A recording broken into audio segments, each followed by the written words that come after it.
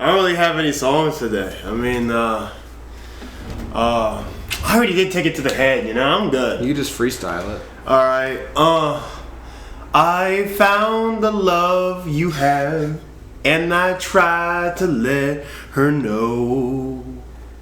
But on Starbound podcasts, what is only shown is you. we're pretty weak at that. Dang, that was a great intro. In fact, I think we'll have to use that for the intro for every podcast. I think that's a terrible idea, but I'm down for it all the way. I'm down for all the freaking We'll get our way. jingle. Our jingle's in the making. It's We got a jingle in the making, and I got a plaything, and a. Oh, never mind. Yeah, and it's also a single for the taking. Oh! That's pretty hard. That's pretty hard. A single for the take. Ooh, that's nasty. I like that one. Nasty freestyle. There's a single for the Have we ever talked about... No, yeah, I was going to say, have we ever talked about the music project? Oh, we've talked about it many times. We haven't really made like an unofficial discussion about it. We can do it right now. Yeah, we could talk about it. Well, I don't know how much... I'm not trying to be a leak goblin. We're not going to leak any... They don't know anything about any of the songs that we've made behind the scenes. Yeah. So we can at least tell them about, you know, just how it started, you know? Yeah, so... yeah, welcome to the Starbound podcast again. Oh, true. And, you know who it is. Exactly. It's your boy King Cud. It's that other guy to the left of me. Yeah, cough droplet. That's disgusting. That's You're the one that came up with cough drippy, which is even more. Cough drippy is kind of cute. It's like, oh, cough drippy, you know. I feel it's that's your more of a name, rapper name than cough drop, actually. Like, hey, cough drippy. Hey, cough drippy. Yeah. No, but it's only if you don't take yourself like that seriously. If you're like a fun rapper. Yeah, for sure. Cough drippy, but cough droplet is disgusting. But yeah, we've had something in the cooks for a minute now. It's been in the oven for like years. It has been like years at this point. It has. What was the first song that we made for it? Technically, it would be that one song for that show that we did. Oh yeah. I forgot what it's called, but A Streetcar Named Desire. That's it. No, not the. Well, I was gonna say the song name. We can't even tell them the name of the song. I don't know. It's up to you. I don't know. I think they can hear about that one, but any other song they can't know about. Yeah. Because that one's technically kind of already half out. That one's like it's gonna be like a bonus track on the song on the album. On the album, yeah. Yeah. No, there was a show that we were doing. It was called A Streetcar Named Desire. Yeah. And given since me, Kevin, and our good friend Jacob, who we're all some of the coolest, hardest rappers to ever exist on the face of the planet. Jacob. Harder than anyone you would know. Yeah. We were like, oh, let's get a song together and just see like where it takes us. So yeah, we locked in for like a day. I think it was a day, right? I think we wrote it a day and then we recorded that same day. Or maybe we wrote we Jacob and you found the Xavier Cugat. It was a clean Xavier Cugat sample. Who was referenced in the show, and then we were trying to make it like for the show, and so yeah, and then we played it We wrote it in a day, and I think maybe we recorded it either that day or the next day. Yeah, and then it was done. Yeah, I guess that one's already like semi-dropped. That's why I'm like, I think they can know about Street Bars because. Oh, he said it. Yes. I mean, you guys already know kind of the story behind it. It's called Street Bars Named Desire. It's already dropped. It's already half out there. If you know where to find it, like you've heard it before. Exactly. It's not that special. Yeah. But I mean, I think it was the first time that we kind of all, or maybe the second time. Well, I was gonna say because I think the Destined. I don't know if Destined came out before or after that though. I don't remember, but that was like summer 2019, wasn't it? Yeah, it was. And technically, but we didn't like make that song together. Like, I'm talking about Street Bars. It was summer 2019. Oh, Street Bars, yeah. Street Bars, we all jointly. Yeah, you're right. Together. Destined was a little bit more right. Yeah, Destined, like I was working on it, then I gave it to Jacob. We worked on it together, and then later on we added you, and so it's like a nice like all of our work. But Street Bars is truly the baby of all of us in the same room together. That's true. So we got inspired, we... it's like the hardest... It's hard. It's a super hard song. So it's like, with all of our joint creative powers put together, I want to see now, like, an album Oh my god! You just I'm about to destroy the whole. Yeah, sorry guys. I'm like knocking shit over and being clumsy, but from that one song, it's like all of our energies are just like so fired together. Like let's hear a whole album of that. And yeah. So we got an Airbnb for a week, like in like 20. What was that? No, that was 2021. Oh, I think that was just last year. That was 2021. In like May or something. It was in May or July, or it was May because I moved out in July. Okay, so yeah. It was the beginning of summer 2021, and we were at a cottage for a week in the middle of nowhere, and we cooked. We kept them going, and we've been working on it. We've been working on it since then as much as we can here and there. But it's I think we did the bulk of the work at Tara's cottage because we were there for a week, and our only goal for that entire week was just feel free and make music. Yeah. And man, what a great week. No, that was a good time. It was really nice, actually. It was really because we weren't connected to social media. Like our phones were only for like texts and calls. Yeah. Like we really just had each other for that whole time. It felt like the world just kind of stopped existing. Yeah. Man, and since then, like we worked on it here and there. Like when I visited Jake up in New York. Because he had the internship, we worked on some verses, or when you'd come over sometimes, we'd work on. But we were in separate states for the most part, Yeah. Maryland, Texas, and California. It's really rare to get all of us together in a room. It's actually harder than it. Yeah, than I feel like it should be. Yeah. So and so now that Sean and I are living together, we've been cooking a little bit more. Exactly, we've been rewriting some verses, redoing this, redoing that.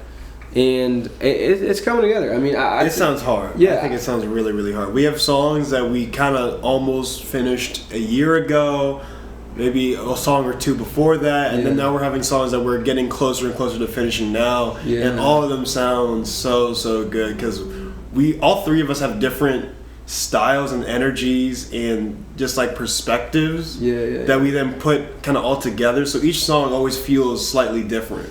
Yeah, and we got we have demoable versions of multiple songs at this point. Oh yeah, like if you were with us and you heard some of the stuff that we were like listening to, you could jam through a whole freaking maybe a 20-minute car ride. Yeah, I mean we got a lot of songs bumping.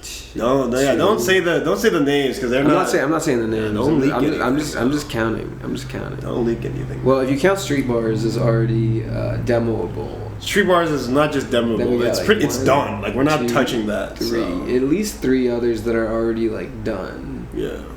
And maybe even 4 others or something that are demoable. Done. Yeah. Not mixed and mastered, but hey, it's on the way. And it's on the way. We got a lot of music. It's very exciting. Jacob is coming on October 28th or something like that. So excited, dude. We got to see if we can try and get him at least in one of these episodes just to, fool around or something. Yeah, no, I mean, I think he'll be there on a Thursday, so we'll figure it out. Yeah. Yeah, no, but when he comes, we're gonna have fun, of course, and relax and do a little bit of vacationing. But it's like, here we go, 3 of us in a room. Let's like make something. It'll be like Terrace Cottage Part 2. Exactly, Terrace Cottage Part 2, but Los Angeles style. It's like the Kardashians, how it's like, there's like there's like the main Kardashians show, and then there's like the Kim and Courtney take New York, or like Courtney and Chloe take Miami, and like this is like the offshoot of that. It's like the Crabville takes Los Angeles? It's something like that, exactly. Something like that, yeah. Yeah, so hopefully we'll get, he'll be here for like 7 to 10 days or something, so we'll hopefully get some good cooking in. That's what we're hoping. Yeah, we gotta show him around. We gotta show him, the stars. We gotta show him. Yeah. I mean, this is the place where like a lot of stuff. Definitely. A lot of stuff occurs. Definitely.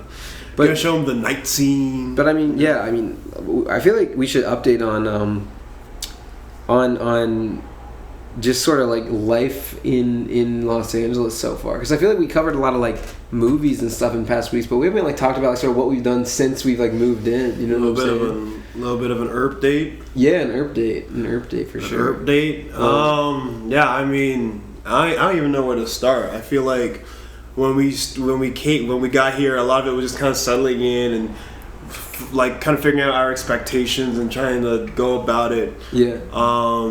But for me personally, right now in my journey, I finally started doing like the the film festival route. Yes. And like entering your films into like film festivals and seeing how that works and like how does that networking thing work and it's kind of weird. Yeah. It's kind of weird. You just kind of submit it, and then there's this whole waiting period where you're just trying to see like, is it going to be accepted? How far will it go? Right. And then you have to work on promotion behind the scenes, which I'm still trying to figure out like how to even do that for the festival. Yeah, it's like, well, if you want to get your movie more of a push, you have to somehow put it out there. So I'm just trying to figure out how to do that, and like maybe try to do more posts on Instagram or something. I was talking to my mom last night about like doing a Kickstarter. I mean, why not? Money for it, so. Like, yeah, definitely. I mean, it's interesting. I mean, what I've been doing sort of since we got here. Yeah, Sean's been doing sort of the festival run. We've been doing the music together. You've been making some beats, Exactly. Yeah. I've been continuing a little animation that I started working on. True. Which I get it done when I can, but it's sort of a long haul. But some of it's already kind of like Yeah, it's coming into fruition for sure. And then I've been working on getting. Yeah, I'm starting to work soon. That's what it was. Yeah, that's it. Gonna start working soon. That's really exciting. Yeah, that's exciting. It's like I gotta start actually, going in and paying them bills. No, I gotta pay them bills, right? You gotta bring the money in somehow, some way. Exactly. Yeah. It's gonna be weird. Like, I'm curious what the work life feels like here versus the work life back in Maryland. Yeah. Because you worked a lot over there too, so you can actually kind of compare and contrast and be like, oh well, working in LA is a little better, or like working over there is a little bit better. I know, I don't know. I mean, the drive is like 30 minutes, but I think like the commute for everybody is like 30 minutes. Yeah, that seems to be a very common thing. I don't think you can get everything you need in one little district area here. Yeah, exactly. It'll be fun. I mean, I'm sure I'll meet more people and stuff like that. And but I've been trying to look around for like acting stuff. Like I'm just trying to do like theater on the side, like as well as working. Mm. It's not as easy as you'd think to just like Google like theater auditions near me. I don't know why. It's like I've been like looking like pretty deep dive, and I'm like, it seems like it's like you gotta. I don't know. It seems like there's an art to it or something like that. There's definitely some type of craft. I mean, again, like a lot of how this city works is like you gotta know somebody, right? Yeah. So I'm sure it's more difficult, especially here with theater. It's more. This is a film city over a theater city, so it might be even more difficult here than it is in. Places. And I'm looking to get into film too, but I just want like theater to do on the side to like keep the acting alive, fresh. Yeah, keep the acting like what's it called? The acting bones fresh. Like stay active with it and stuff like that. Yeah. But I'm trying to find a spot, but we'll figure it out. I mean, we're still roaming around, we're still exploring, we're still doing all that. No, we're still doing a lot. Speaking of exploring, we went to a cool couple places last weekend. Exploring. What are you hinting at? The clubs that we went to. Why am I like completely? Are you blanking on it? No vacancy. Oh my gosh! Yeah. Locking? Okay. Yeah. Yeah, we did. Yeah. So Sean. Sean and I drove over to a few. Yeah, we went to a few places. Yeah. I had a homie who had a homie who had another homie. Yeah, that kind of got us the into some of these places that we got to check out. Yeah, he knew one of the DJs in this one like popular place in LA. And it was super like, oh my god, like outside the club is like 20-30 heads just standing around waiting. Yeah. And it's not just like a bunch of dudes sitting, like men, women, everyone in super fire outfits, everyone just waiting outside. I'm like, damn, this is a really tough place to get into. We've been outside of there before, and we just like left because it took too long to get in. Do you remember? Yeah, no, it wasn't the first time we were there, but we didn't have the ins at the time. We were fresher, we were newer, like we couldn't find our way in there. Yeah, so he like knew the DJ, he like got us in, and then I felt so fancy, bro. There's no better.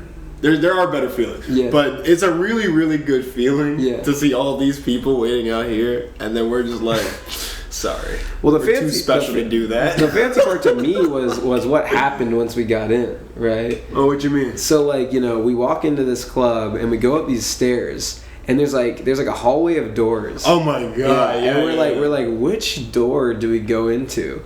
And we're not really sure. So like, we try the first one, it's locked. We try the second one, it's locked. We try the third one, and we open it, and it looks like an old-fashioned like Red Dead Redemption or Westworld hotel room. Oh yeah, it looked weird. Where there is like a lady on the bed, like, "Hey, gentlemen, like, welcome." I'm not gonna lie, I was terrified, bro. Because there's this lady on the bed, and there's like 5 of us, and I'm like, oh god, wait, what kind of party are we about? I was like, oh my gosh, what's happening? I've never been to a party like this, but I mean, she's like, "Hey, gentlemen, come on in." We're like, "What?" She's like, "Yeah, come on, no worries." We're just like kind of like awkwardly like, yeah, we're all like intimidated. We're like, oh, hold on, slowly walk in. She's in like, you know, like the like sort of that era's like outfit, like, yeah, like the speakeasy kind of the dolled up girl that would do like, yeah. And then like we get in and we're just like, okay, and we close the door and she says something and then she's like, "Enjoy," and she like presses a button or something, and then her whole bed like moves and the freaking wall opens, and then there's like a hidden staircase. It was whack. It was so wild. It was crazy. I was like, hey, whoa, like, what's going on? And, like, I was relieved, honestly, because I know where she wanted me to. Dude, I was so confused. I was like, this is the club? Or? She was like, come closer. I'm like, I don't think I want to come closer. Yeah. I don't know who you are. Are you sure this is the club? Yeah. But the funny thing is, like, once you got down the stairs, it was just kind of like a normal club.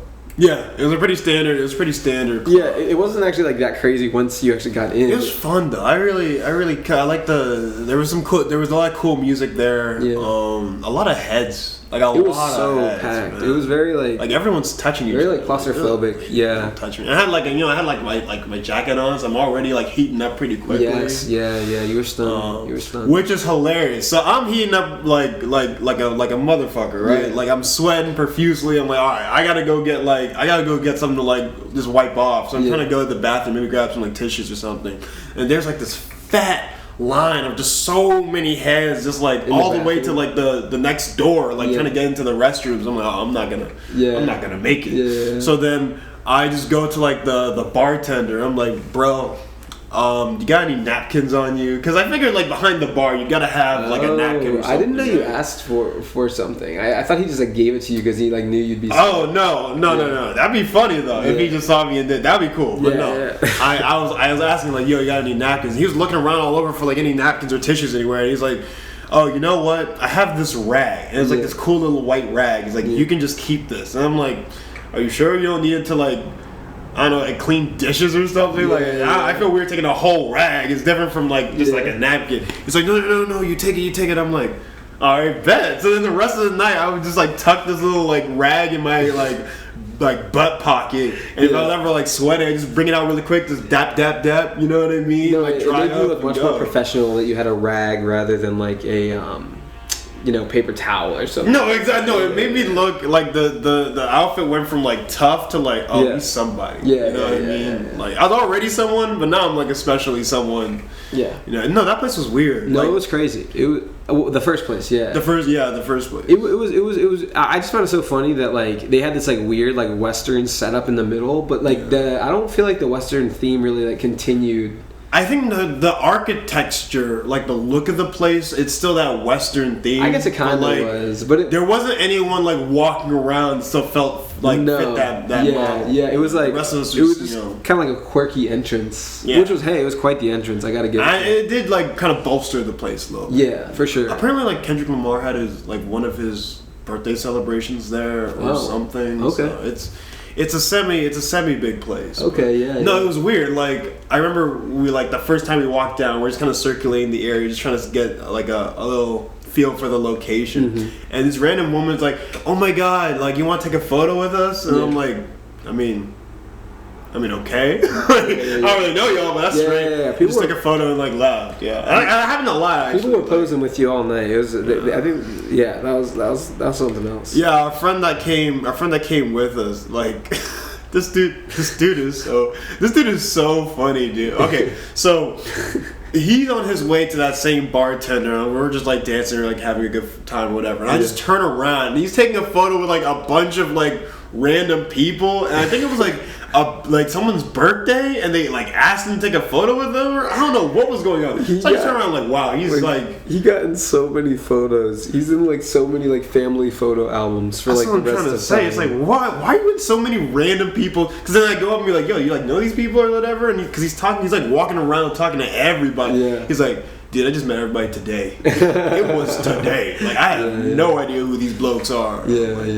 And then the second place, like at the end of the night, as we were like wrapping up, right? He like, we're all outside, like waiting, like, all right, at some point this man's gonna step outside, so we can go get our Uber and get like, the hell up out of here and go home, eat up, rest up or whatever. And we're out there for like just 20 minutes waiting, and all of a sudden, like, we turn around and here's this guy with like 7 random women that like I have never seen before. I think I saw them maybe once inside the club, but here he's out here with like 7 women. He's like taking a photo. It's like, what did you say? They were like posing with him and stuff, and like we learned later that some random guy like went up to him and was like, "Oh, this guy's a celebrity." No, exactly. And so they thought he was like a celebrity, so they were like posing with him and stuff. Like these women were so like, "Oh my god, he's like a celebrity. We gotta get a photo with him." Even the bouncers were like, "What's going on?" They were so confused. Like, no, the dude that was taking the photo was like, "Oh, are you sure you want to take a photo with him?" And then the ladies were like, "No, like we want a photo with him." He's like, "Hey, you heard the lady, and he has like his arms wrapped around them and like acting. I'm like, I just think what is going on? I just learned, that if you go around LA to clubs and you dress like, you got shades on and you got like a nice jacket on or something, people are just gonna like assume you're a celebrity. Off the bat, bro.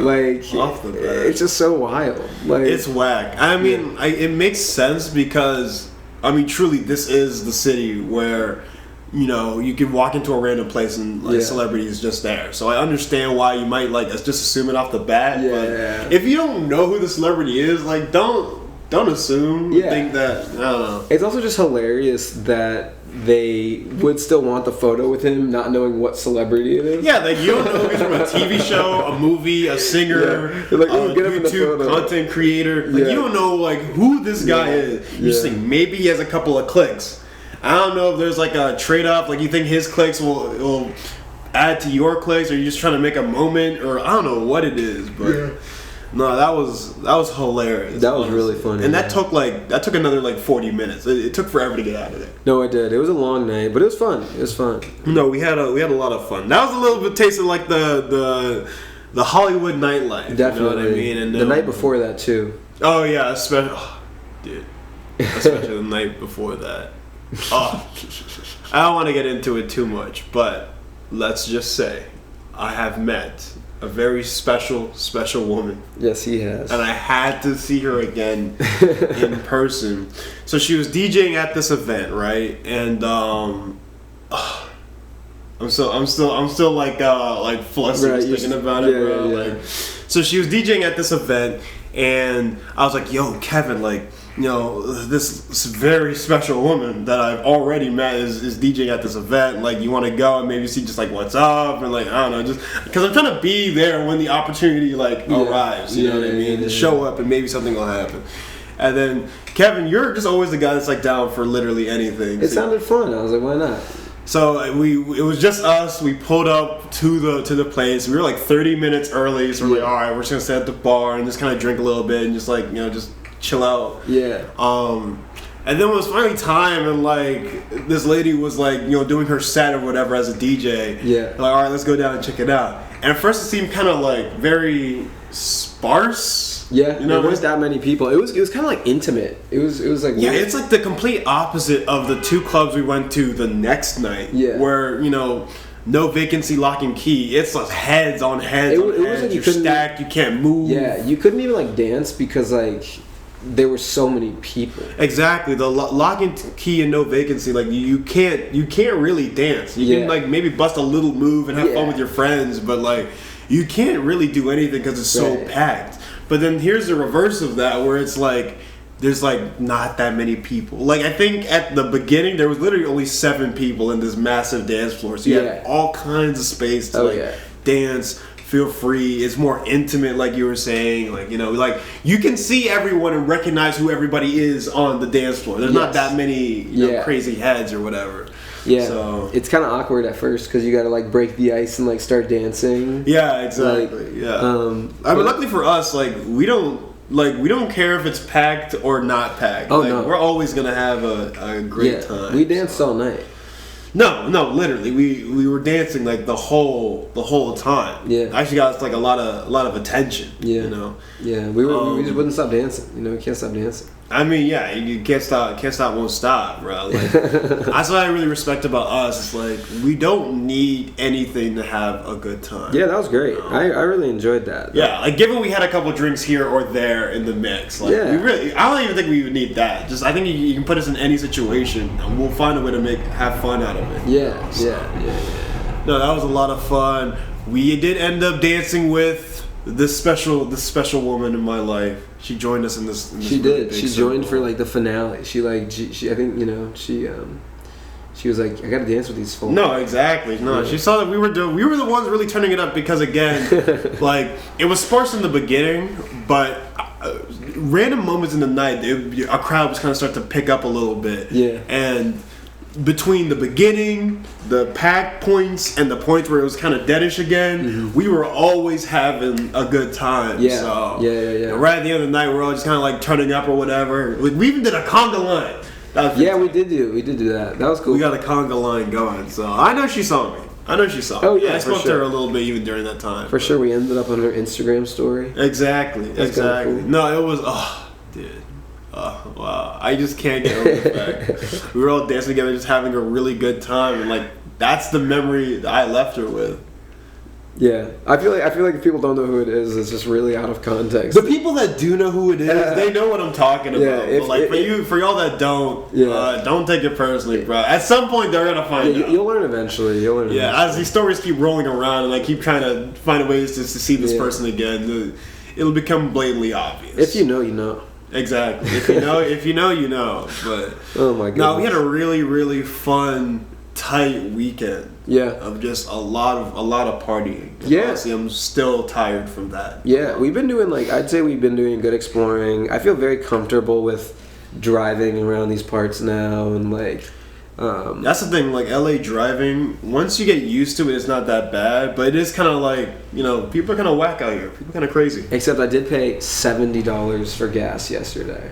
That's not usually how it's supposed to. I paid $70 for 11 gallons in my 2006 Honda Civic. I was like, what in the actual fuck? What? It wasn't that bad. Like when I had my car, which was years ago now, I would pay maybe $50 bucks. But that was, I had a really big car at the time. Yeah. And then mine's usually 35. If you're talking about back in Maryland, right? Back in the olden day before gas prices were insane. Exactly. Mine was $35. I'm sure it would have probably gone up to maybe 40 if you moved out here. It's it wasn't that much more expensive. So it's literally doubled. I mean, the thing was 6 something. Yeah, the gas prices are getting so crazy out here, and I don't know if it's solely because of what's going on in Ukraine and Russia and that situation. I don't know if it's because we're slowly maybe going into a recession and the economy is up in the air right now because of all that extra money during COVID. I don't know if it's just because gas is more rare than it used to be and they can't make as much and now the prices go up, but and it could be all three combined. Yeah, I really don't know. I don't know the exact causes. I remember a few of the reasons they first stated, but it's why is it not stopping? Why does it keep going? It just keeps going. Yeah, I guess it's maybe when things started getting bad, that was just the start of it's just gonna get worse before it gets better. Exactly. My thing is though, when are we at the maximum worse? And so now it can only get exactly better. Because now it's already. I hope there is a maximum. You know what I'm saying? Yeah, it's already pretty bad. Yeah, it's pretty bad. Dang, this economy is rough. I know a lot of bigger businesses are now pushing all the extra prices that they have to deal with on regular people. Yeah. Like, how are you gonna tell me that Dollar Tree raised their prices to $1.25? I've heard so many people complain about this. It doesn't make any sense. It's like, think about it. Your name is Dollar Tree. The idea is that this tree is $1. You know, how am I gonna pull up and the price is $1.25? You understand? Think about it like this. If something's worth $100, yeah, right? They just added $25 on top of that.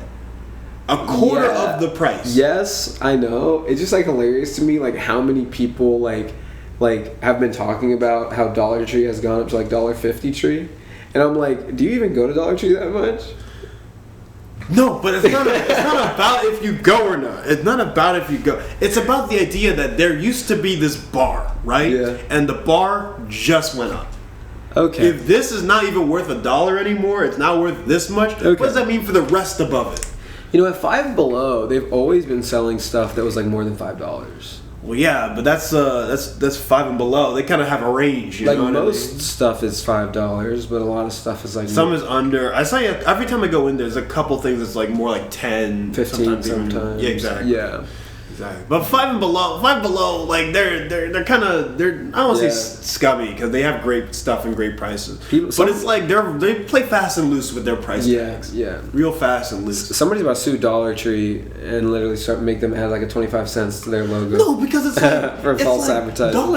Five Below has been having their loose cannon prices or whatever. Dollar Tree has really stuck to just being $1 for like decades, probably. Yeah. Like decades. So how can it be this bad where now they can't even do that anymore? No, that's a fair point, I guess. Yeah. Next thing you know, 99-cent store is going to be a full $1. You know? How dare they?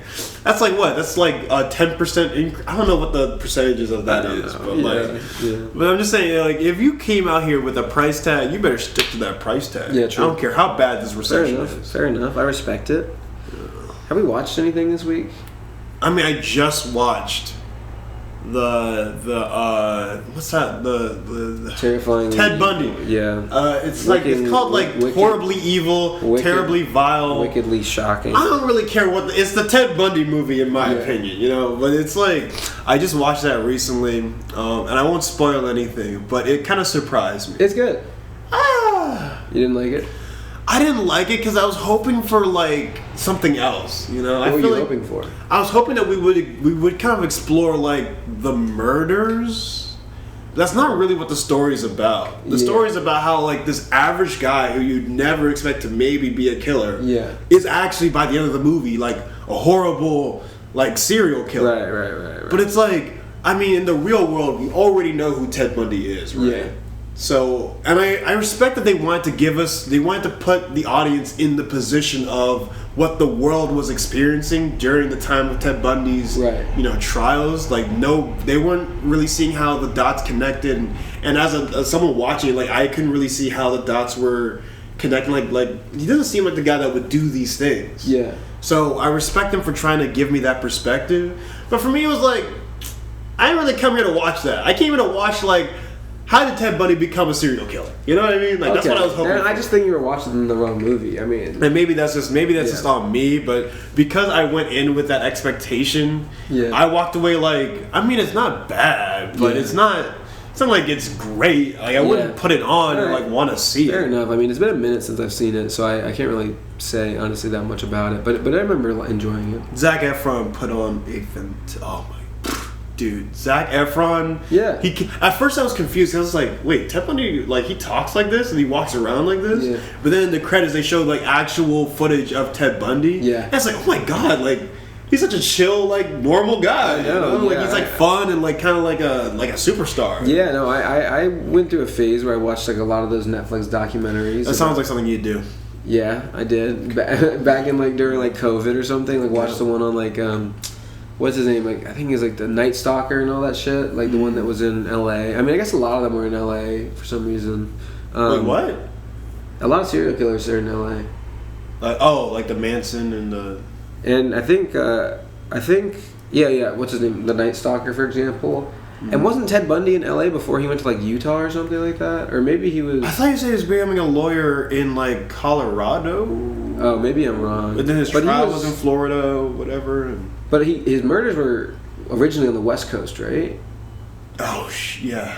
I think they were like in like the Pacific Northwest, like the western half of like. Wait, was it more like Oregon where he was like doing that stuff? I think I remember they said Utah, and then they said Colorado. And then I know he went to Utah after the first place, I think. Oh. I can't remember. If I'm fucking up my... I remember they were listing a bunch of different states that he was like doing these random like killings at. Yeah, after a while it was like all over the place, but yeah, no, they were interesting. I also watched like a few of the like movies that were like... Or there was the guy who like directed Glee, like I can't remember his name, but like he did like a bunch of like miniseries. Like one was about like... I think it was like Versace or something. And I'm about to say House of Gucci. Or the one who killed Versace or something like that. Yeah, isn't that a show on FX? On Netflix, I think. Oh. Yeah. It was good. With, what's his name? Daniel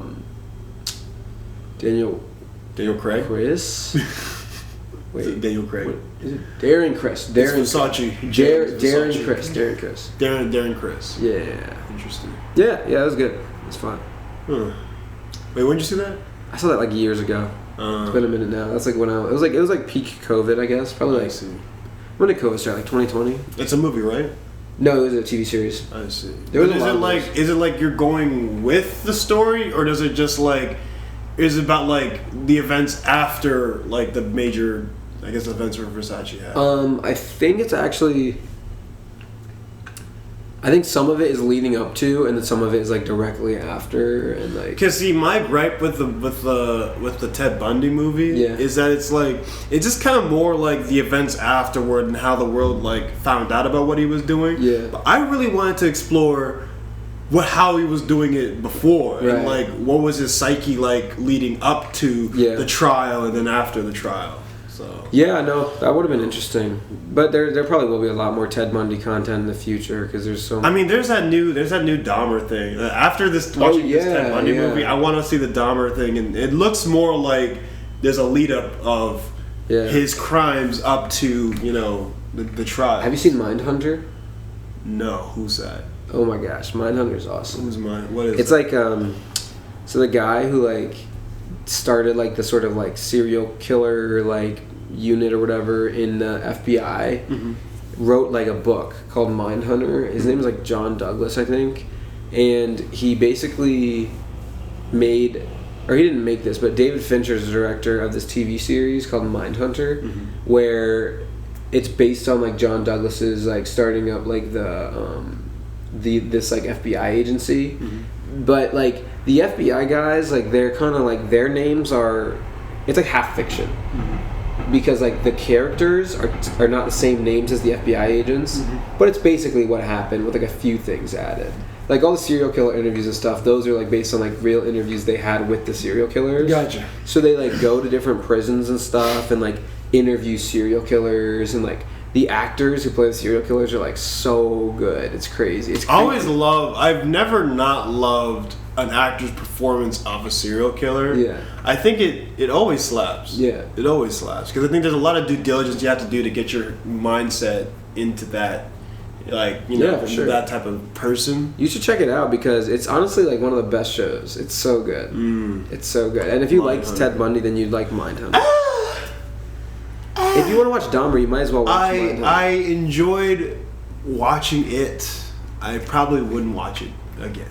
But I think Mindhunter you'd like a lot more. Really? Yeah. Mindhunter's actually really good. I'm only right now going through my serial killer bag. I usually would not watch movies like that. Yeah, I'm surprised. I feel like that's something that you would not usually be interested in. Yeah, no. Usually I'd be like, no. But like, I don't know. Now I've finally gained a little bit of a curiosity of like, well, how are these people killing so many innocent people like this? Like, what does it really take to get to that position? It's creepy, man. Once you delve into that world, you start like watching your back outside. You're like... Yeah, I'm not gonna lie. I think I went to bed immediately after watching the movie, and then I had dreams of like either not like I was hanging out with Ted Bundy, but he was somehow like involved. Like, bro, he was like around. I had a terrifying dream last night. Oh, really? Yeah. What was it? I don't even know. It was so weird. Like, there was like, I was like, I don't remember where I was, but it was like, I was like inside somewhere.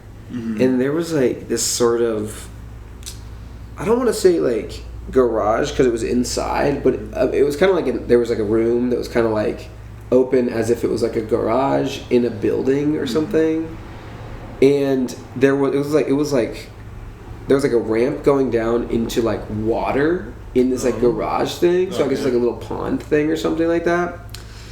And there was like this, it was like, it was supposed to be, I don't know what it was supposed to be in the dream because it makes like no sense. I don't have like a frame of reference for it in real life. But it was like there was like a woman in like laying down in like the water kind of. That's already creepy. No, but it was not. It is creepy, yeah. But I can't back out of the dream. I'm just like having the dream, and like she wasn't like a real woman though, right? She was supposed to be like a statue. I guess it was supposed to be like a wax museum or something like that. Like, but I don't know why. Like in a puddle.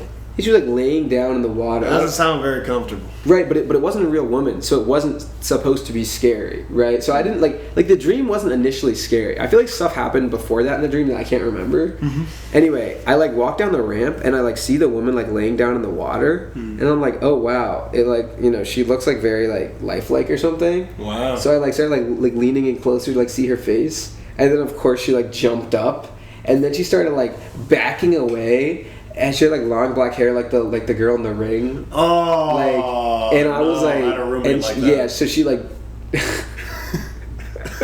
I did though, no cap. I did have a roommate. She like jumped up and started like backing away, like she was like in the ring, and I like my heart just like started racing like so fast. Yeah, see, I'd escape immediately. Yeah, I'd escape my mind. And I woke up. I think I woke up. Yeah, see, that makes sense. Yeah, because I was like, no way, I ain't doing that. Yeah, but it was so random because like. Usually my nightmares have like a deeper meaning, or not that like they yeah, none of my dreams. No, I'm kidding. Definitely not that. Usually like they have a scary undertone from the beginning, like I know it's gonna be like a horror movie this time in the dream, but this time I wasn't like expecting to be scared. I don't know if that makes sense. What? Like, usually in nightmares, I'm, like, almost prepared to be scared because it all feels creepy. Like, it's like a creepy world or something. But this time it just felt, like, casual for some reason. Like, oh, I'm just, like, going That's really weird. And then, like, I got, like, jump scared. And I was like, what the fuck? Like, wow. Yeah. Bro. Do you have a lot of, like, horror dreams? Not really. This one was kind of out of pocket. It's been a minute since I've had one. So it's kind of, like, shocking. I was like, what the heck? Gotcha. Yeah. It's because I was watching Ted Bundy right next door. The little vibes from the movie got out of my TV. Well, that's what I just started thinking about because I'm like, that's so interesting that you were watching that because I think I did have that dream when I first went to bed. So I couldn't hear Ted Bundy, but maybe Ted Bundy lingered over into my nightmares. See, Ted Bundy's ghost exactly haunts us. Exactly. To this day. You'd probably be like, well, how old would we have been? Like 90? 80? Ted Bundy? No, I mean, how old was he in those? He was like... He was doing his stuff, like, he was like probably in his 20s, 30s during the 70s. I thought it was the 80s. It felt like mid-70s, maybe to the 80s. And I guess he got hung. Not hung, he was... Wasn't he electric chair? Yeah, he got the electric chair in like the 80s, I think. That'd be crazy if they hung him in like the 80s. Imagine like there's not a live television, right? It's like, all right, guys, we're gonna prepare for the hanging of Ted Bundy. Like people be like throwing tomatoes and shit. Like, no, it'd be more whack if they did what was that thing that they used to do? The head chop. Yeah, the head choppy thingy. I forgot what it's called. Yeah, I can't remember what it's called. Honestly, look, I'm against the death penalty, except for if it's like an extreme case. But I think it'd be hilarious if for some odd reason there's like we like bring it back for like one person. There's always like that one like awful serial killer that everybody's just like so terrified by that you know. I mean, they literally were cheering outside of his like cell as he got like electrocuted chair. That's pretty whack. I think as a human being, like that's kind of hard to experience. So many people hate you so much that they're cheering for your death. Yeah. It's kind of weird to cheer for death. Period. Well, this is kind of like a debated topic about like Ted Bundy, because like when it is somebody so awful, it's like you can't really say that you don't feel safer at night, that he's not like out there. But no, I think definitely with the whole Ted Bundy thing, this is for the better. Like it, like there are. I do believe that there are some people that should probably, But then I think I do also remember hearing stories of victims' families not being, happy by him being electrified, because they're like, it's not going to bring our daughter back that Ted Bundy got like electrocuted or something. So it's like really like, I don't know, I guess it's like on like a case-to-case basis. I think especially if like, it's one thing to be a serial killer, it's another thing to be like a serial killer that's really, really intelligent. Yeah. Because Ted Bundy was smart. Yeah. So like, I think if you let him slip, he could do a lot of damage. Exactly. It's tricky, man. I mean, we did that play in high school that you directed, The Exonerated. Yeah, The Exonerated. That was based on people that were like on death row, but they were like innocent. They were wrongfully convicted. I think all of them were wrongfully convicted. Yeah. Yeah, that's what I mean. It's like, I don't think I would have the death penalty be a really, really, really, really rare situation, but there are definitely like people even worse than Ted Bundy in the world. That's like, they're too much of a danger to just society. Right? Yeah, they're like the cancerous cell in like a human body. You gotta cut it out. It's definitely a discussion to have, people are having. But right now, it's just like some states are like have it, and some states don't have it. Like a lot of states have gotten rid of their death. A lot of states have. We're kind of phasing it out. I think one of the serial killers got like sent to like Virginia or something just to get the death penalty or something like that. Yeah. And you see, how bad can you be when a state sends you to another state just to kill you? Exactly. Just to murder. Right, because like your state is supposed to be like the state that doesn't want people murdered. Yeah. And then they'll gladly send you away to another one. Send you to another one. Yeah. That's so whack. That means you like just so like, that's the thing. It's like these guys are so awful that it's like they're pushing the morals of the people who made, like, you know what I'm saying? Like when it's like the Joker and Batman. Like, how much can you push until like they snap and Yeah, no, it's weird, and I think it's better that America's like phasing out the death penalty, because I think more often than not we put people on death row that didn't deserve it, and should have been exonerated. Right. They like overuse it. Yeah, that's what I mean. I think America's really overused the death penalty. Like that is the number. That's like best way to deal with your problems. When it's not even the case. Like even I think for like minor serial killers, I think rather they should be just put in jail for life than to kill them. Oh yeah, they're just minor serial killers. No, I'm just kidding. I know, like any serial killing is bad. Like the dumber serial killers that don't have like such a strategic plan on how to just murder as many people as possible. Yeah. So yeah, it's weird. It's very weird. Yeah. All life is precious. Bars. Thank you. I got it from Morgan from The Walking Dead. Oh wow. Yeah. All life is precious. I think he's right on that subject. That being said, sometimes you gotta kill a motherfucker. That guy disappeared for so many seasons, and then he came back. That's like his thing. Like he shows up for an episode, disappears for like 3 seasons, and then comes back anytime the show needs like a little, an extra thing to do. We need more ratings. Can you come back? Yeah. Although I think The Walking Dead has finally ended recently. I stopped so long ago, bro. I was so bored. Like I literally like exhausted as I was watching the episode. I know how you feel, but I have to see how it ends. I know you powered through because you're like.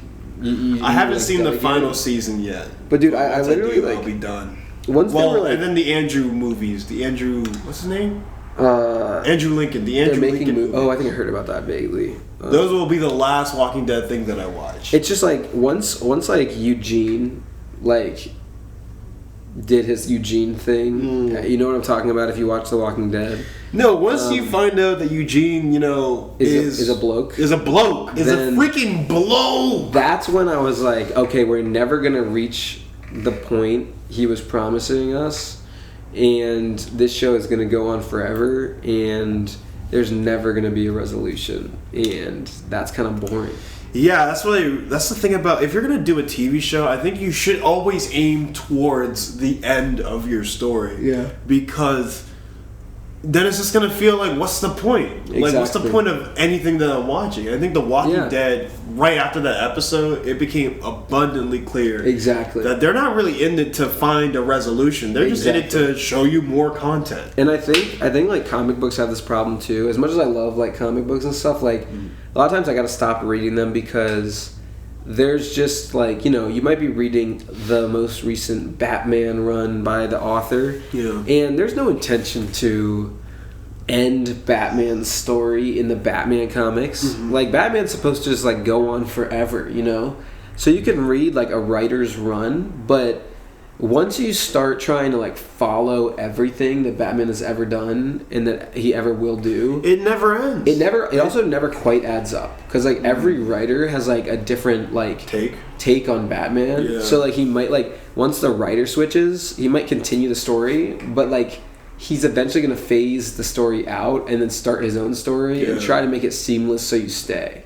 So I really feel like the only like proper way to like consume like comic books is to like just read a writer's run, and then if you want to continue, but just like the chapter end is the end of the writer's run. You know what I'm saying? Yeah, I think there's some writers in comic books that they've had like a really good job of like, they start a plot line in their first comic, and then they end the big climactic version of their story that they started with at the end of their run. Like Jeff Johns with Green Lantern, and Jonathan Hickman with his, you know, Fantastic Four, then Avengers, New Avengers, and Secret Wars. Like, it's like you gotta look for those writers that'll actually like give you some type of resolution. And if you think about it, it's kind of similar in like Hollywood and movies and stuff, because it's like there are the trilogies that are baked from the beginning and like created because of like they have a whole plan. Dark Knight trilogy, man. Yeah, and Batman, but like instead of Batman running constantly with different runs like the comics, it's just Batman in this little pocket of like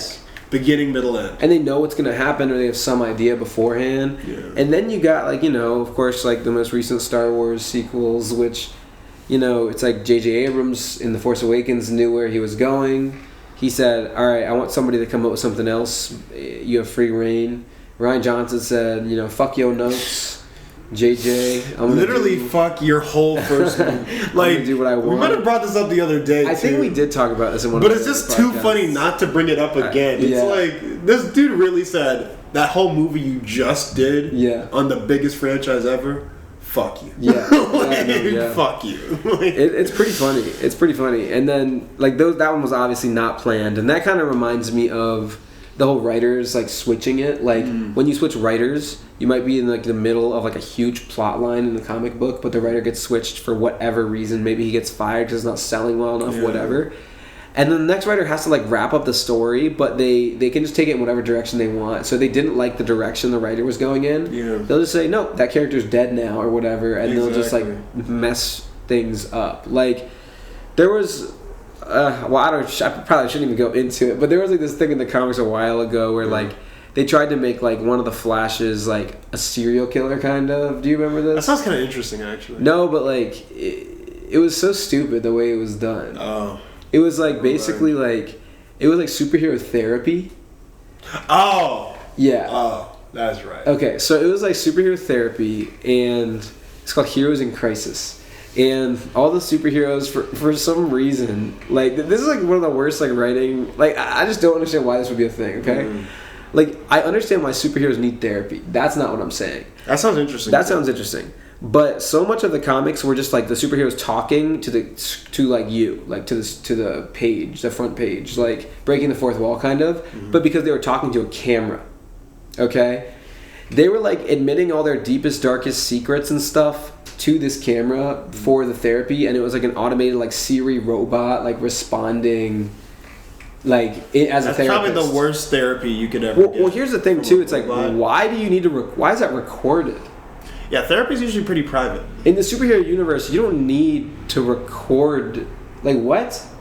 Yeah, also, do regular therapists just not exist in the superhero world? Yeah, what? It doesn't make any sense. So first of all, you have this stupid idea, because it's like, why would it be recorded? Anyway, it ends up, I'm just going to spoil it, because like, it's not worth reading, it's not worth caring about, like, so, but if you don't want to have Heroes in Crisis spoiled, skip now. Then skip now, by Tom King, I think. And basically, like, the Flash, he ends up having like a panic attack in his therapy room. So he like runs outside, has like a panic attack explosion of like lightning, and what? Yeah, it doesn't even make sense. It's like, what? Like, and he kills like everyone.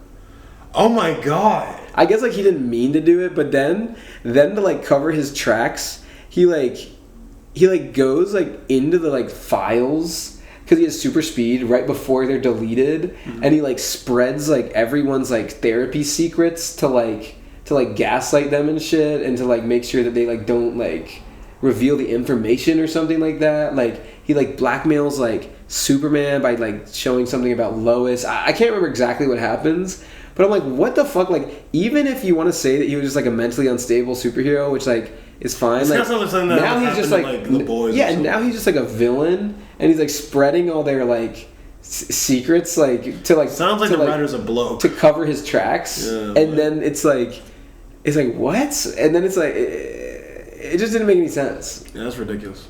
It was absolutely ridiculous. It was honestly, it was awful, and that's when I was like, I just gotta like stop. Because like I don't like how this guy did this, but this one man just like had so much power. Like, you know when you like watch a movie and you're like, damn, if they let me write this, it would have turned out so much better. Like, which maybe is like a little bit cocky, but it's also like to say, and because sometimes it actually comes out so much worse. Exactly, but it's like, wow, if they just tweaked these few things, but it's like because of like studio executives and stuff like that they're not able to do it. It's just like when one person is in control of the story, sometimes it can end up so much better because like they have like oversight on everything. Yeah. But it can also end up like so much worse when it's like that. Like, why was it recorded in the first place? That's just like clearly like inserted into the story so that he can later go and spread the files like before they're deleted. You know what I'm saying? It's like inserted into the story. It's not. That's the thing. It's like there needs to be a healthy balance of giving someone control of a beloved character and maintaining a certain identity of the character, right? Yeah. And the idea is that you're supposed to give your character to someone that's trusted, that can do it properly. Yeah. But sometimes, sometimes it goes left. Yeah. Like Ryan Johnson and whoever this writer is. But I also don't like the concept that people have that like one piece of content can ruin other pieces of content. Like, a lot of people like, and this is maybe a hot take, but a lot of people think, and I actually haven't seen Lost, but it's like infamous for the show being ruined because like a lot of people don't like the last episode. Sounds like Game of Thrones. Same people say that about Game of Thrones. Same people say that about How I Met Your Mother. Like, because the last episode or the last season or whatever is bad, that the whole show is bad. And I 100% disagree with that statement. Because like, I don't know, if I enjoy a show for like 9 seasons and they don't end it perfectly, I still enjoyed it for like 9 seasons out of 10 or whatever. Well, here's the thing, and let me play devil's advocate, because I'm not super strong in this opinion, but I can see why you'd be like, this ruins everything for me. Yeah. Because imagine I tell you like, yo, Kevin, I have this major secret that I have to tell you tomorrow. True. Right? And you like the anticipation of the fact that I told you that, and you can't wait to see what happens tomorrow. Then I come back and it's like, the secret is my favorite color was green the whole time. It's like, right. It's because the payoff didn't really match what was being set up. It's like, well, now the whole thing is ruined. I understand that, but so many times there's anticipation in life, I'd say in general, that is underwhelming payoff, and the anticipation is what's fun. So it's almost like it's like in horror movies, like when you show the monster, it's no longer scary. So I don't think people purely enjoy the movie for the monster. I think people enjoy the movie for the anticipation.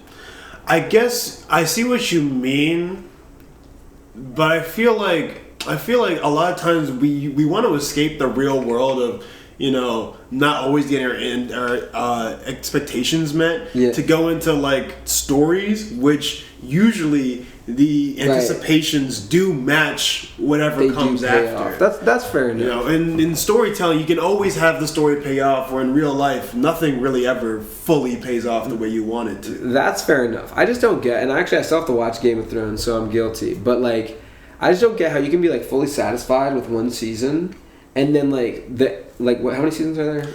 No, eight. Like, you say you're fully satisfied with season 1. Mm-hmm. Like, you can now never go back and watch season 1 because season 8 was bad. I do think it's a little much if you really can't go back. Yeah. But I can understand, because Game of Thrones, even from the very first season, it feels like it's leading to this ultimate issue, right? Yeah. I won't give any spoilers, but there's a major villain that comes out of nowhere that is coming down. You know, the whole idea of winter is coming. Yeah. That's that threat that's coming. On top of that, you have all these different families and like areas and like people that all want to take over the land, and they're killing each other to get to the top of that pyramid, right? So you want to see who's the last person standing on the hill. Yeah. And both of these things that they were setting up for 7 seasons don't fully pay off in season 8. No, I heard about that. I heard like it kind of feels like the scale to which these characters were built up and how epic this journey was going to be felt like it was like disregarded in the final season, and people were killed that had been surviving so long, and you like couldn't believe the kills. Yeah, exactly. and I get that, because that makes sense actually to me, because it's like you're anticipating that, like, they're promising this huge epic seasons long like war or something, and then it's just like done in like a few episodes, and honestly, it's almost like a compliment, because you got people to love your show and your future ideas so much that they hate what you did when you finally got to that point. Exactly. It's like people were so invested in what you were doing, right? So it's a half compliment of like, oh, you hate my show now because my last season did not match the other 7 seasons. Yeah, thanks. I still feel like I should watch. I still want to watch it because I'm curious. I want to become a part of the conversation of like if season 8 is bad or not. I think if you go in already knowing season 8 is going to be not too great, it won't be as bad. Yeah, I mean, I heard like still the production and all of it was really good. It just wasn't what people wanted. Exactly. So I think watching it live, it was horrible. It was horrible to watch it live because you're like, eh? But if you already know, like, all right, everyone hates season 8, so I should go in expecting season 8 to be the worst. Yeah. We're probably going to come out of it like, oh, it was a good end. With How I Met Your Mother, I just tell people, like, you literally just don't have to watch the last episode. But don't we want to see how he actually meets the mother? You learn how you already, like, that last episode is like an epilogue almost. Oh, I see. So it's like, you literally don't need to watch that episode. I see. Like, and if you like think the last episode ruins the whole TV series, I just completely disagree. Mm. Like, I mean, how many seasons does How I Met Your Mother? It's 9, I think. I see. Yeah, and like I think there's like great moments in every season. I think like the last season, maybe it's not as sharp as the other ones, but I really enjoyed it. And like the last episode, it really frustrated me at the time. Because like you know what you're building up to, and it feels like they take it away from you immediately, basically. Mm-hmm. But you really just don't need to watch the last episode, and it kind of changes nothing. I see.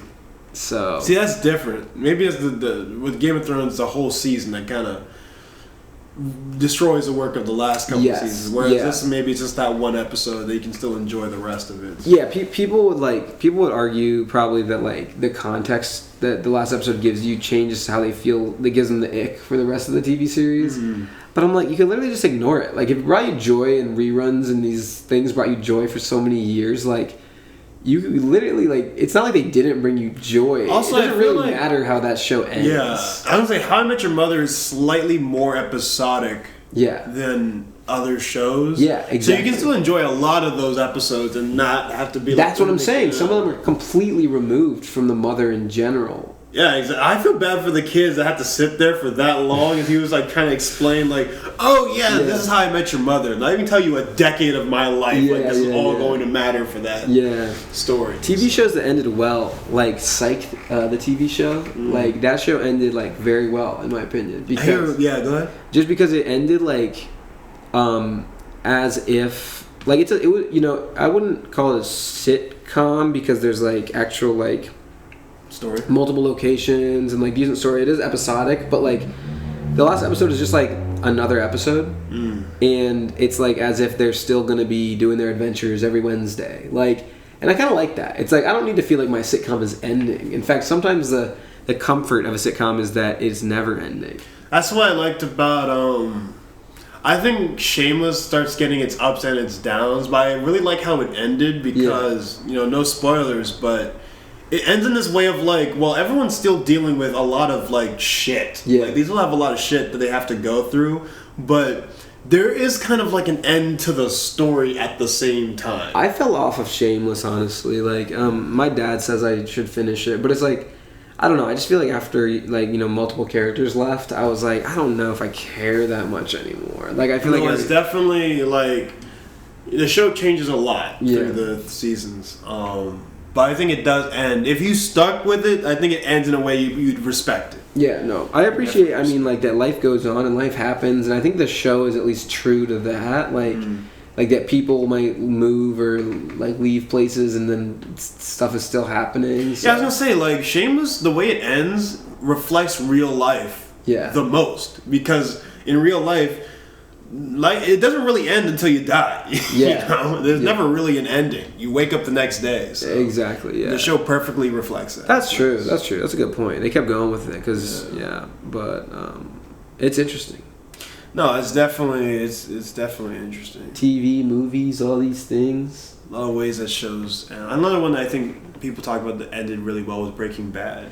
Oh, yeah. Breaking Bad had, like, the perfect end. Breaking Bad is so fantastic. I have not seen it. I've seen only a couple episodes here and there. Okay, yeah. But I hear too many good things. Yeah, Breaking Bad also ends as it should. I hear that it's, like, the best show of all time. Breaking Bad's fantastic. But it's also, like... It's like the era of TV on cable still. You know what I'm saying?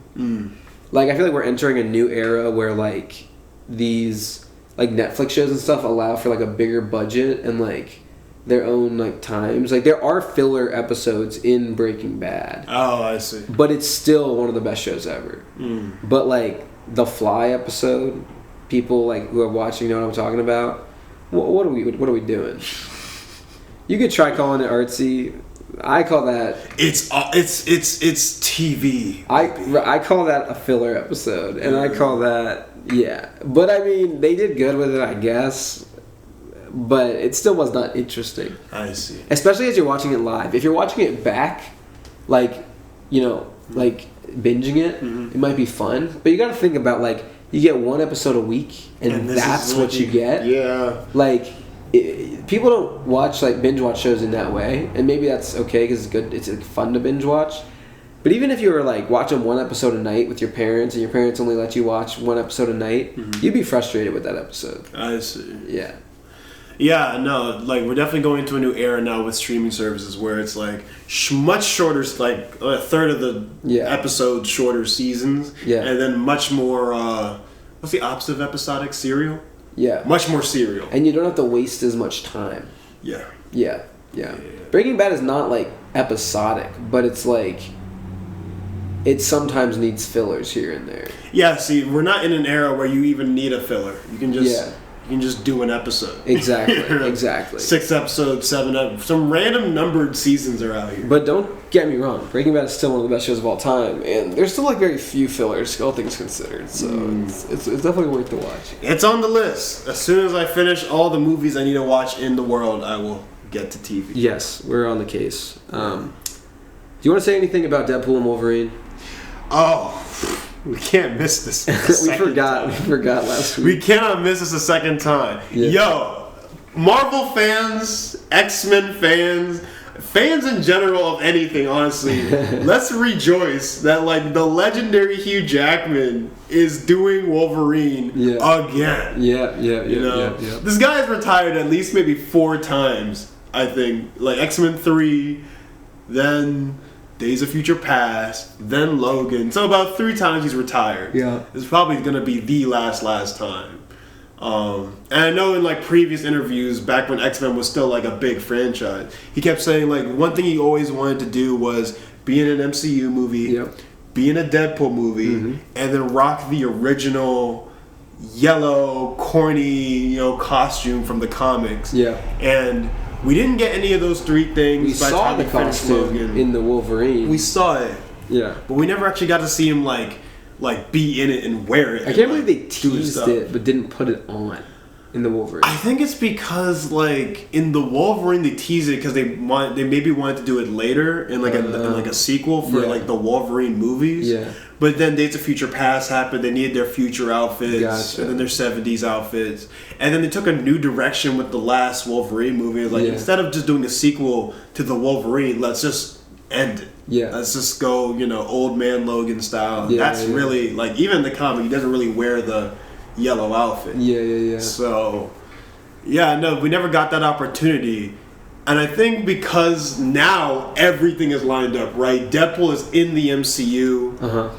And Deadpool's a lot more comical and corny, so you could bring in that yellow outfit. I think Ryan Reynolds and Kevin Feige both came to Hugh Jackman and was like, look, man, we get to finish everything on your bucket list. There is no way you cannot come back for this. No, it sounds like he's gonna get all the check marks that he wanted. Yeah, exactly. So and all the check marks that we honestly, because we all wanted to see that too. Yeah, so. yeah. No, this will be fun. Wolverine in the MCU. Oh, dude, this is so good. The way they revealed it too. It wasn't at D23. It wasn't like everyone walks on a stage and be like, "Hey, announcement." Yeah. It was a random like Instagram video, and like Ryan Reynolds like, it's like. Oh, Hugh, do you want to play Wolverine again? And then Wolverine's just in the back, or Wolverine. Yeah. I'm already calling him Wolverine. Yeah, but Hugh Jackman's in the back, like walking up the steps, like, oh yeah, sure, I'll come and do it again. And like, it's such a mundane, like question to ask in the video, but for everyone watching, it's like, oh my god, he said yes, we're gonna get Wolverine again.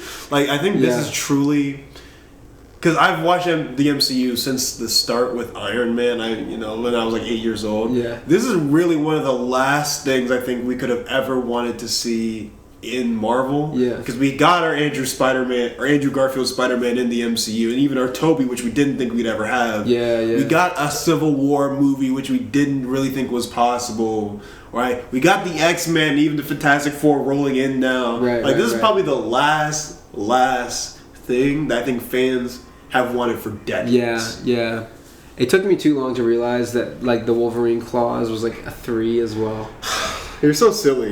You are so. But I love that. It's obviously 3, like 1, 2, Deadpool. 3. Well, I get it, but he does add an angle, so I didn't like read it like a 3. I read it just like, oh, Wolverine clause. Like, goose, bro. But I still got it like Deadpool times Wolverine. But I'm like, oh, that's clever. Yeah, it's a double entendre. He has 3 claws. It's like it's Wolverine in the Deadpool film, and it's Deadpool's 3rd movie, 3rd claw. Yeah, it all lines up. Oh, I am so excited. Like this is like There's a lot of different movies I'm excited for. This is the one where it's like you're gonna want to sit down and watch this. You don't want to miss it. Yeah, I'm very excited. You do not want to miss this one. So. Yeah. All right. Well, I think we've been going for a minute, so it might be that time. Might be that time. All right. Well, we had a lot of fun conversation. We talked about a lot of different things. Yeah. Wow. We really spiced it up today, didn't we? What do we start with? We started with. I can't even tell you. That's a wild thing. Like I think we started with I can't even tell you. I think today we had a really big, wide variety of topics to choose from. Right. But it's been a great conversation, and I guess it's time to wrap it up. Those are the updates for now on Starbound. Yeah, exactly. On the Starbound, on the Star. I see what you're trying to do there. I see what you're doing. I see what you meant when you said that. We'll have to talk more about it later. Yeah, and we'll catch you next week. On the next episode of Starbound Podcast. Oh, yeah. I'm Kevin Kaufman. And this is King Kudjo. And my voice is better this week, isn't it? It is. It sure is. It was trash before. It's slowly getting better. We're hoping. My jokes didn't kill you this time, so that's a good sign. My inhaler's working. All right. All right, then. 2 Chainz. Peace.